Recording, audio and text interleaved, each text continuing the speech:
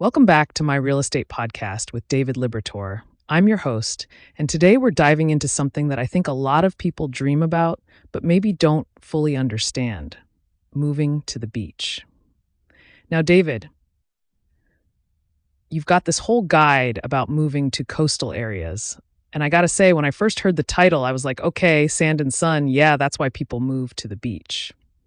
But you're saying there's way more to it than that. Absolutely. And that's exactly why I wanted to put this together. Everyone assumes it's just about the lifestyle and the beaches, right?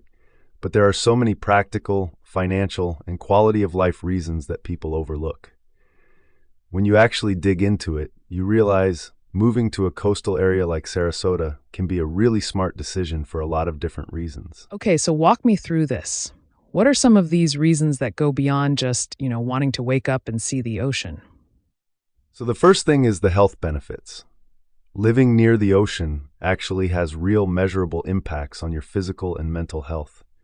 You've got cleaner air because of the sea breeze, lower stress levels just from being around water, and people tend to be more active because, well, there's so much to do outdoors.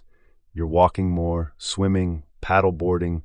It's not forced exercise, it just happens naturally. Oh, wow, I love that. So it's not like you're forcing yourself to go to the gym. You're just naturally moving more because you're living in an environment that encourages it. That's actually huge when you think about long-term health. Exactly. And then there's the economic factor. A lot of people don't realize that coastal communities often have strong job markets. Tourism, hospitality, real estate, marine industries. There's actual economic diversity there. Plus, if you're remote or you run your own business, you've got access to that talent pool and infrastructure without the crazy cost of living you'd find in some other major coastal cities. Right. So it's not just about finding a job.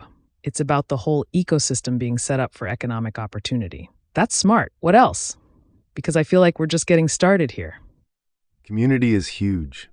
Coastal towns tend to have tighter-knit communities. People are outdoorsy, they're social.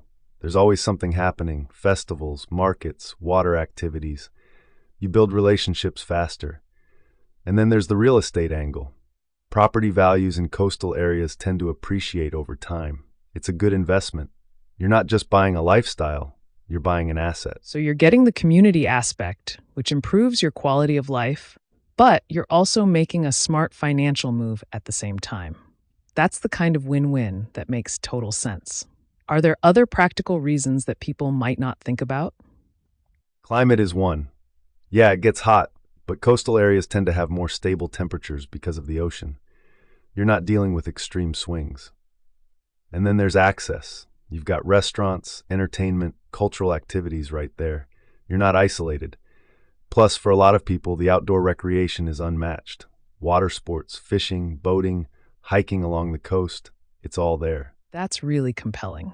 So when you put it all together, the health benefits, the economic opportunity, the community, the investment potential, the access to activities, it's not just a nice to have, it's actually a really solid life decision on multiple levels. That's the whole point. Moving to the beach isn't just about romance or vacation vibes. It's a legitimate lifestyle and financial decision that checks a lot of boxes if you think about it strategically. David, this was really eye-opening. I think people are going to hear this and start thinking about coastal living in a totally different way. Thanks so much for breaking this down for us today.